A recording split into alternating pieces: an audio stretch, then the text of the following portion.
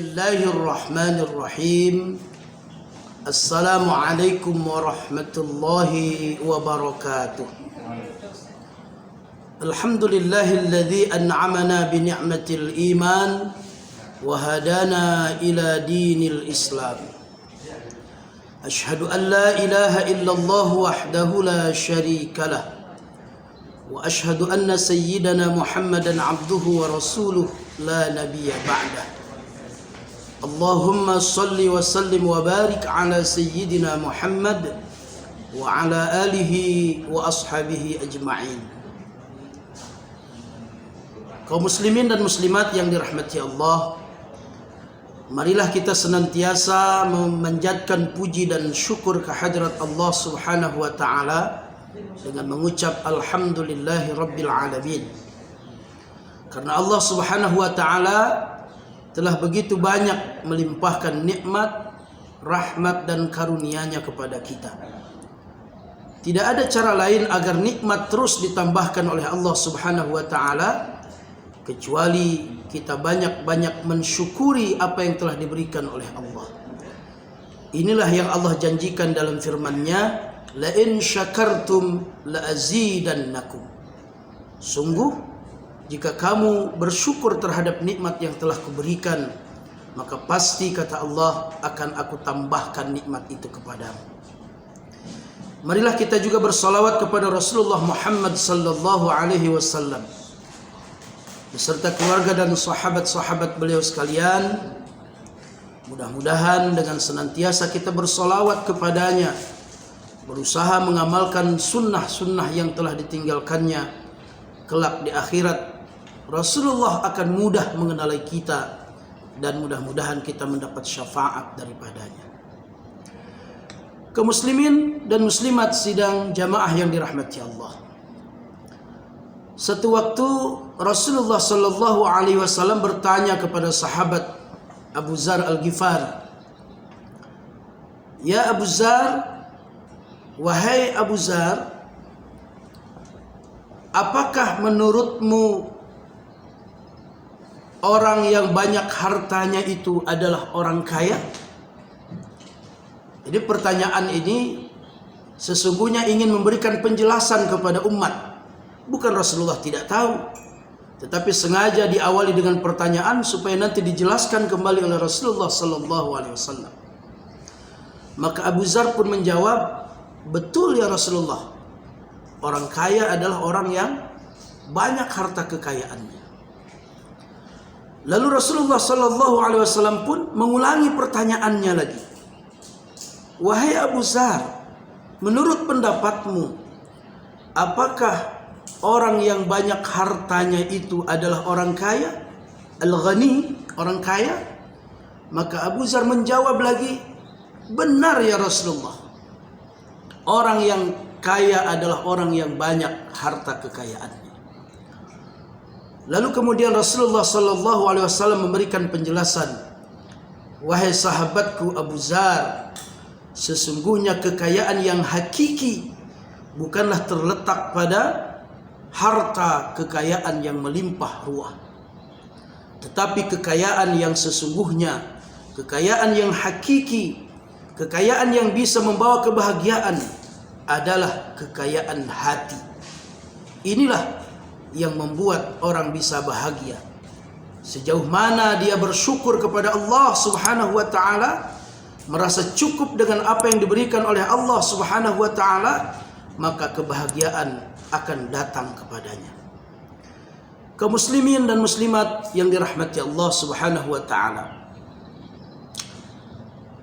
tidak ada seorang pun kita di dunia ini yang ingin hidupnya sengsara, yang ingin hidupnya susah. Kalau kita tanya kepada siapapun, pasti ketika ditanya apakah kamu ingin hidup bahagia atau susah atau sengsara, maka jawabannya pasti menginginkan kehidupan yang bahagia. Oleh karena itu, Imam Al-Ghazali telah membagi manusia itu kepada 4 kelompok. Kata Al-Imam Al-Ghazali, Kelompok pertama adalah kelompok sa'idun fid dunya wa sa'idun fil akhirah, yaitu kelompok yang bahagia di dunia dan juga bahagia di akhirat. Tentu ini menjadi idaman kita semua. Kita ingin mendapatkan kebahagiaan di dunia dan kebahagiaan di akhirat kelak. Lalu kelompok yang kedua kata Imam Al-Ghazali adalah kelompok sa'idun fid dunya wa saqiyun fil akhirah. Orang yang bahagia di dunia tetapi menanti kecelakaan yang kekal dan abadi di akhirat kelak. Kelompok yang ketiga kata Imam Al-Ghazali adalah saqiyun fid dunya wa sa'idun fil akhirah, yaitu mereka yang tidak begitu beruntung hidupnya di dunia tetapi menanti kebahagiaan yang kekal dan abadi di akhirat kelak. Dan kelompok yang keempat kata Imam Al-Ghazali adalah kelompok saqiyun fid dunya wa saqiyun fil akhirah, yaitu orang-orang yang celaka di dunia, sengsara di dunia, juga menanti kecelakaan dan kesengsaraan yang kekal dan abadi di akhirat kelak. Na'udzubillahi min dzalik. Pemirsa yang dirahmati Allah Subhanahu wa taala, dari empat kelompok ini tentu kita bisa memilih kita mau di kelompok yang mana. Sekurang-kurangnya kita menjadi kelompok yang ketiga, yaitu saqiyun fid dunya wa sa'idun fil akhirah. Biarlah kita tidak begitu beruntung hidup di dunia, tapi mudah-mudahan menanti kebahagiaan yang kekal dan abadi di akhirat kelak. Karena kehidupan dunia sifatnya sementara, tidak lama. Apalagi disabdakan oleh Rasulullah sallallahu alaihi wasallam, umur ummati baina 60 wa 70 sanah. Kira-kira umur umatku itu antara 60 sampai 70 tahun saja. Maka andaikan pun kita hidup sengsara di dunia ini, paling banter hanya 70 tahun saja. Tetapi ketika kita nanti sudah kembali kepada Allah, mudah-mudahan telah menanti kebahagiaan yang kekal dan abadi di akhirat kelak. Idealnya tentu semua kita bercita-cita ingin menjadi kelompok yang pertama, yaitu sa'idun fid dunya wa sa'idun fil akhirah. Kita ingin mendapatkan kebahagiaan di dunia, walaupun singkat, walaupun sebentar, walaupun sementara, tetapi tentu kebahagiaan ini ingin kita gapai, ingin kita raih. Dan kelak di akhirat pun kita mendapatkan kebahagiaan yang kekal dan abadi. Bagaimanakah orang yang mendapatkan sa'idun fid dunya wa sa'idun fil akhirah ini? Adalah mereka-mereka yang ketika di dunia benar-benar mematuhi aturan-aturan Allah Subhanahu wa taala, menjalankan segala yang diperintahkan oleh Allah Subhanahu wa taala dan menjauhkan diri dari segala yang dilarang oleh Allah Subhanahu wa taala. Ketika mereka diberikan kenikmatan, apakah itu harta kekayaan, maka harta kekayaan tidak membuatnya menjadi jauh dengan Allah, tetapi justru harta kekayaannya dijadikan media untuk selalu mendekatkan dirinya kepada Allah Subhanahu wa taala. Dibelanjakan hartanya di jalan Allah Subhanahu wa taala, membantu fakir miskin, membuat bangunan-bangunan sosial, jembatan dan lain sebagainya, sehingga digunakan untuk fasilitas umum, dinikmati oleh banyak orang, diwakafkan sebagian hartanya. Masya Allah. Maka orang-orang yang seperti ini diberikan kekayaan, yang dengan kekayaannya itu semakin dekat dengan Allah, dia mendapatkan kebahagiaan di dunia, dan insya Allah kelak di akhirat pun mendapatkan kebahagiaan yang kekal dan abadi. Orang-orang yang ketika di dunia diberikan oleh Allah amanah pangkat dan jabatan, Maka dengan pangkat dan jabatannya, dia jadikan sebagai media untuk mendekatkan diri kepada Allah.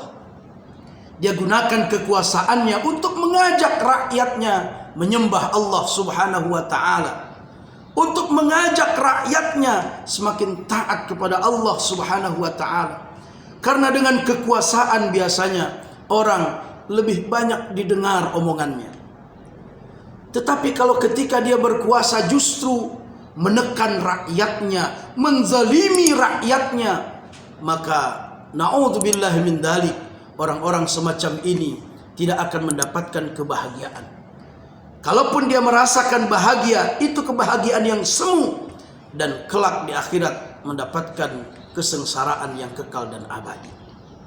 Maka mari kita semua yang diberikan oleh Allah anugerah nikmat, apakah itu harta kekayaan, apakah itu pangkat dan jabatan, kesehatan, dan apapun itu karunia dari Allah, kita gunakan seluruhnya untuk mendekatkan diri kita kepada Allah Subhanahu wa ta'ala.